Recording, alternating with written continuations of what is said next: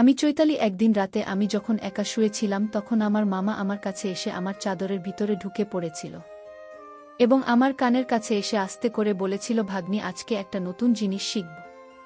আমি বললাম, মামা তুমি আমায় কি শেখাবে? মা বলল, তোমায় আজ এমন একটা জিনিস দেখাব যা কাউকে বলা যাবে না। তারপর মামা বলল, কাল তোমাকে শেখাব।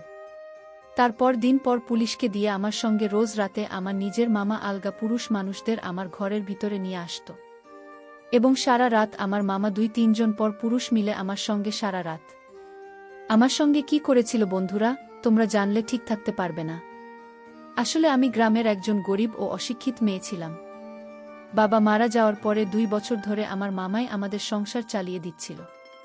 না হলে তো আমরা মা ও মেয়ে না খেয়ে মারা যেতাম। তাই আমাকে খুব ভালোবাসতাম, খুব বিশ্বাস করতাম। এদিকে আমার 20 বছর বয়স হয়ে যাওয়া সত্ত্বেও আমার মা তো কোনোদিন আমার বিয়ের জন্য কোনো রকম চিন্তাভাবনা করত না। সে শুধু একটাই কথা বলতো, তোর মামা না থাকলে তো আমাদের পেট ভরত কি করে। কিন্তু আমার বিয়ে দেওয়ার ব্যাপারে একবারও চেষ্টা করত না বা কোনোরকম কোনো কথাই বলতো না। আমার মামা যখন 2 বছর ধরে আমাদের সংসার চালিয়ে দেয়, তারপরে একদিন মামা হঠাৎ করে আমাদের বাড়িতে এসে আমাকে বলল, আমার জন্য নাকি একটা অনেক বড় খুশির খবর আছে। মামা নাকি দিল্লি শহরে আমার জন্য একটা চাকরির ব্যবস্থা করেছে। মামার কথা শুনে তো আমার মা ভীষণ খুশি হয়েছিল, কিন্তু আমি নিজে অনেক বেশি ভয় পেয়েছিলাম। কারণ আমি অনেক গরিব ও অশিক্ষিত মেয়ে ছিলাম এবং জীবনে কোনোদিন শহরে যাইনি। তাই শহরের পরিবেশটা যে কেমন সেটার ব্যাপারে কিন্তু আমার কোনো ধারণাই ছিল না। আমি তখন আমার মামাকে বলেছিলাম, মামা, আমি শহরে গিয়ে কি কাজ করব? তুমি আমার জন্য এমন কোনো চাকরির ব্যবস্থা করেছ যে তুমি এত খুশি আছি এবং আমাকে শহরে নিয়ে যেতে চাইছ। এমনকি আমি তো সেলাই ও মেশিনের কাজ জানি না। মামা, তাহলে আমি শহরে গিয়ে কি কাজ করব? মামা তখন আমার কপালে হাত রেখে বলেছিল, আরে পাগলি, তুই এত ভাবিস না। নিজের মামার উপর ভরসা রাখো। আর এত চিন্তা করার কি আছে, আমি তোকে শহরে নিয়ে যাই এবং যেখানে নিয়ে যাবে সেখানকার কর্মচারীরা তোকে সব কিছু শিখিয়ে দেবে। আমি ওখানকার ব্যাপারে সব কিছু খোঁজখবর নিয়ে এসেছি। এমনকি কিছুদিন আগে আমি নিজে গিয়ে সেখানকার পরিবেশ দেখে এসেছি এবং সেখানে গিয়ে কিছুদিনের মধ্যে সেখানকার সব কাজকর্ম শিখে যাবে এবং অনেক টাকা মাইনে পাবে। তাহলে তোর মায়ের উত্তর কোনো অসুবিধে বা টাকার জন্য কোনো কষ্ট হবে না এবং তো জীবনটাও পাল্টে যাবে। অনেক টাকা পয়সা জমিয়ে 1 বছরের মধ্যে তোর বিয়েটাও আমরা দিতে পারব। এমনিতেই তো তোর বয়স 24 বছর হয়ে গেছে এবং বিয়ে দেওয়ার মতো ক্ষমতা তো আমাদের নেই। তাই তুই যখন সেখানে চাকরি করবি সেই চাকরির টাকা জমিয়ে তোর বিয়ে আমিও তোর মা মিলে দিতে পারব। আমার কথা শুনে আমার মা ও তখন আমাকে শহরে পাঠাতে রাজি হয়েছিল এবং মা যখন আমাকে শহরে পাঠাতে রাজি হয়েছিল তখন আমার ইচ্ছে না থাকা সত্ত্বেও কিন্তু আমি আমার মামার সঙ্গে শহরে যেতে রাজি হয়েছিলাম। যেহেতু আমার মা চেয়েছিল আমি যাতে শহরে যাই, আসলে আমার বাবা মারা যাওয়ার পর থেকে। কিন্তু আমার মামা আমাদের বাড়িতে থাক। কিন্তু কোনো দিন স্বপ্নেও ভাবতে পারেনি যে আমার মামা আমার সঙ্গে এইরকম বিশ্বাসঘাতকতা করবে। বাবা মারা যাওয়ার পরে আমি তোমাকে বাবার মতো করে মনে করতাম, কিন্তু স্বপ্নেও ভাবতে পারেনি যাকে আমি বাবা মনে করব সে আমার সঙ্গে এরকম করবে। মামা ও মায়ের কথা শুনে আমিও তখন শহরে যাওয়ার জন্য খুব উত্তেজিত ছিলাম এবং 2 দিন পরে আমার মা আমাকে মামার সঙ্গে শহরে পাঠিয়ে দেয়। জীবনে প্রথমবার শহরের পরিবেশ দেখেছিলাম এবং খুব ভাল লেগেছিল, কিন্তু জানতাম না যে এই ভাল লাগার মধ্যে আমার জীবনের খারাপ দিনটা এগিয়ে আসছে। তারপর শহরে পৌঁছানোর পরে একটা গলির ভেতরে দিয়ে মামা আমাকে নিয়ে যাচ্ছিল এবং সেই গলির ভিতর দিয়ে একটা অনেক বড় বাড়িতে আমার মা আমাকে নিয়ে প্রবেশ করেছিল। বাড়িতে ঢুকতে আমি ও আমার সোফার মধ্যে বসে পড়েছিলাম এবং অত বড় বাড়িতে আমি ঘুরে ঘুরে দেখছিলাম, কারণ অত বড় বাড়ি তো আমি আমার জীবনে কখনো দেখিনি। তারপর কিছুক্ষণ পরে দোতলা থেকে একজন মোটাসোটা মহিলা নিচে নেমে এল এবং তার সঙ্গে আরও 23 জন পুরুষ মানুষ ছিল। মহিলাটি মুখের মধ্যে পাঞ্চি বোধ ছিল, তার কপালে একটা লাল রঙের বড় টিপ ছিল এবং তার সাজগোজ ভীষণ অন্যরকম ছিল। সে নিজের খোপার মধ্যে লাল রঙের ফুল লাগিয়ে রেখেছিল এবং অনেক গয়নাও পরেছিল। ওনাকে দেখার পরে আমি বুঝতে পেরেছিলাম যে উনি হয়তো এত বড় বাড়ির মালকিন। তারপর আমাকে ও মামাকে দেখার পরে মামার সঙ্গে ওই মহিলার কথোপকথন শোনার পরে বুঝতে পারলাম যে মামা ওই মহিলাটিকে খুব ভালোভাবে চিনি। তারপর ওই মহিলাটি আমার পা থেকে শুরু করে উপর পর্যন্ত খুব ভালোভাবে দেখতে শুরু করল এবং আমাকে দেখার পরে আমাকে বলল, কি রে বাবু, এত বয়স্ক মেয়েকে নিয়ে এসেছিস? তুই তো জানিস আমার এখানে ৩০ বছর পরে আর কোনো দাম থাকে না। আমার মামার নাম বাবলু। তখন আমার বাবলু মামা ওই মহিলার সামনে হাত জোর করে বলল, মার্কিন, আমার ভাগ্নে কিন্তু একদম খাঁটি, আজ পর্যন্ত কোনো ছেলের সাথে কোনো কথা বলেনি। আপনি আমার ভাগ্নিকে কাজে লাগালে অনেক লাভবান হবেন। ওই সময় আমার মামা ওই মহিলার মাঝে কথাগুলো শুনে আমি বুঝতে পেরেছিলাম যে আমার সঙ্গে অনেক বড় অন্যায় হতে যাচ্ছিল। তারপর আমার মা আমার কথাগুলো শুনে ওই মহিলা আমার মামাকে নগদ ৫,০০০ টাকা দিয়ে বলেছিলেন, থেকে আর ১ টাকাও বেশি তোকে দিতে পারব না। তাই দরকার হলেই টাকাটা নিতে পারি, আর না হলে তোর ভাগ্নিকে নিজের সঙ্গে করে বাড়ি নিয়ে যেতে পারিস। তারপর ৫,০০০ টাকা হতে নিল। আমার মামা অনেক খুশি হয়ে ওই মহিলার পাথরে প্রণাম করে সেখান থেকে বেরোতেই যাচ্ছিল। ঠিক তখনই আমি সবকিছু বুঝতে পেরে আমার মামার কাছে যাচ্ছিলাম, এটা বলার জন্য যে সে আমার সঙ্গে অনেক বড় অন্যায় করেছে। কারণ আমার মামা আমাকে সেখানে ওই মহিলার কাছে বিক্রি করে দিয়েছিল। আমার নিজের মামা আমাকে ৫,০০০ টাকার জন্য বিক্রি করে দিয়েছিল। তারপর আমি যখন ওই বাড়িতে থাকতে রাজি হয়নি, তখন ওই মহিলা তার ছেলেদের দিয়ে আমাকে ধরে নিয়ে গিয়ে উপরের ঘরে বন্দি করে রাখতে বলেছিল।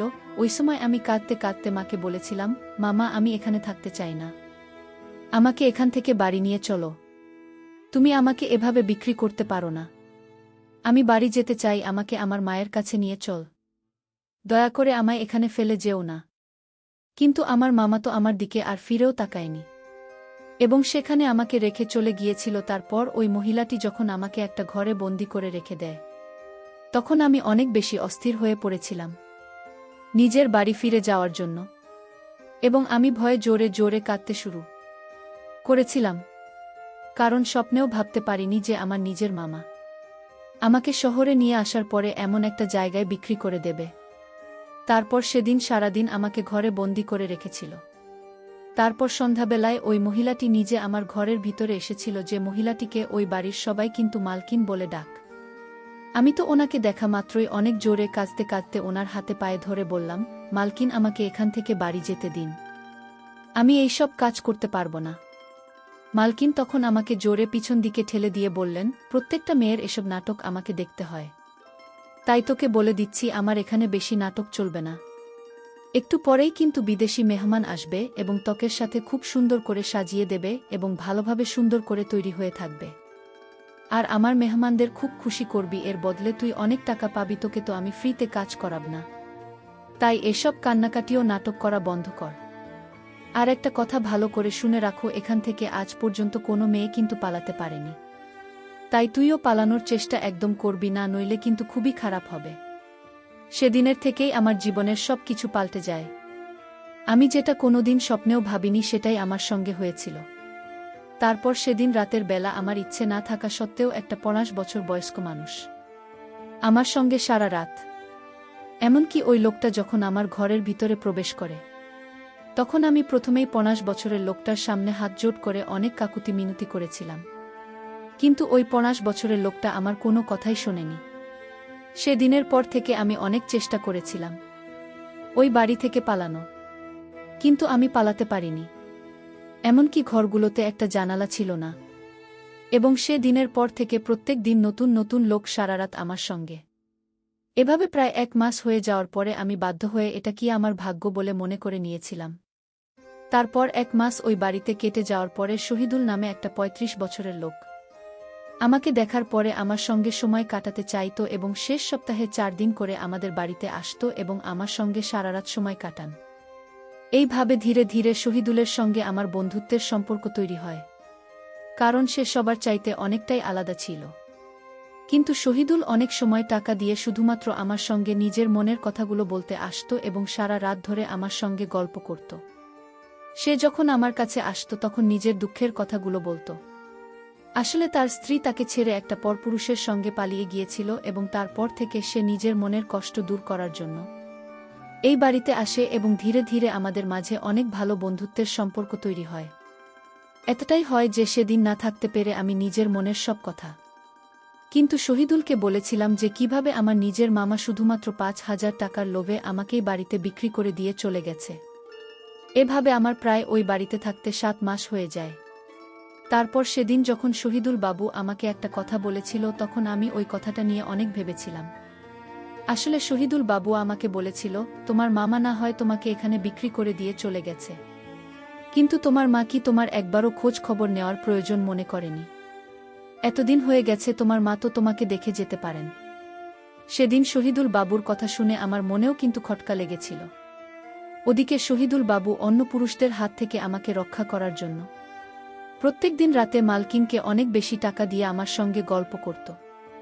এবং এইভাবে আমি যখন একদিন মা হয়ে যাই তখন আমি খুব ভালোভাবে জানতাম যে শিশুটি কার। আমি যখন মা হয়েছিলাম আমি আর বাড়ির কাজ করতে পারতাম না। তারপর 10 মাস পরে যখন আমার বাচ্চা হয়, তখন আমার বাচ্চা হওয়ার 1 মাস পরে আবার মালকিন আমাকে কাজে লাগিয়ে দেয় এবং আমি একটা কন্যা সন্তানকে জন্ম দিয়েছিলাম। এবং এতদিন পরে যখন আমার প্রথম গ্রাহক আসে তখন তাকে দেখা মাত্রই কিন্তু আমি তাকে খুশি হয়েছিলাম, কারণ সেদিন শহীদুল এসেছিল। তখন আমি তাকে এটা বলিনি যে আমার সন্তানটা তার সন্তান, কিন্তু আমি তাকে এটাও বলেছিলাম যে আমি আর এখানে থাকতে চাই না, কারণ আমি খুব ভালোভাবে জানতাম যে আমার মেয়ের বড় হওয়ার পরে কিন্তু মালকিন আমার মেয়েকেও এরকম কাজে লাগিয়ে দেবে এবং তার ভবিষ্যৎ তো খারাপ করে দেবে। তাই যেমন করে হোক আমি আমার মেয়ের ভবিষ্যৎ ভালো করার জন্য সেখান থেকে পালানোর উপায় খুঁজছিলাম। এবং সেদিন আমি শহীদুলকে বলেছিলাম যে যেমন করে হোক না কেন আমাকে যাতে এখান থেকে আমার মায়ের কাছে গ্রামের বাড়িতে রেখে দিয়ে আসে, তাহলে তার এই জয় আমি জীবনে কোনোদিন ভুলব না। আমার সব কথা শোনার পর শহীদুল ও আমার সাহায্য করতে রাজি হয়েছে। তার 3 দিন পরেই শহীদুল মালকিনকে 3 গুণ টাকা বেশি দিয়ে আমাকে বাইরে ঘুরতে নিয়ে যাওয়ার কথা বলেছিল এবং টাকা বেশি পেয়ে মালকিন মঞ্জুলবাবুর প্রস্তাবে কিন্তু রাজি হয়ে গিয়েছিল। কিন্তু মালকিন আমাকে আগেই বলেছিল যে আমি নিজের বাচ্চাকে যাতে বাড়িতে রেখে যায়, মানে মালকিনের কাছে যাতে রেখে যায়, আমার বাচ্চাটাকে মালকিনের কাছে রেখে যেতে হবে। এবং আমি এই প্রস্তাবে কিন্তু রাজি হয়েছিলাম। তারপর সেদিন আমিও শহীদুল যখন চুপচাপ আমার গ্রামের বাড়ির জন্য রওনা দিই তখন কিন্তু শহীদুল বাবু আমাকে ট্রেনে বসে দিয়েছিল এবং আমার হাতে 5,000 দামের একটা মোবাইল ফোন দিয়েছিল ও তার আরেকটা মোবাইল ফোনের নাম্বার আমাকে দিয়েছিল, বলেছিল কোনো কিছু অসুবিধা হলে আমি যাতে তাকে ফোন করি, আমি তোমার সাহায্য করার জন্য এগিয়ে আসে। এই কথাটা শহীদুল বলেছিল এবং মালকিন কিন্তু এরা জানত না যে আমি আমার ব্যাগের মধ্যে আমার বাচ্চাটাকে চুপচাপ ধরে নিয়েছিলাম, যেটা বাড়ির কেউ জানত না। তার পরের দিন সকালবেলা আমি যখন আমার গ্রামের বাড়ি পৌঁছে যাই তখন আমার মা আমাকে 1-1.5 বছর পর দেখে খুব খুশি হয়েছিল। কিন্তু সেদিন রাতে আমার মায়ের আসল চেহারা দেখে তো আমার মনে হলো আকাশটা আমার মাথায় ভেঙে পড়ল।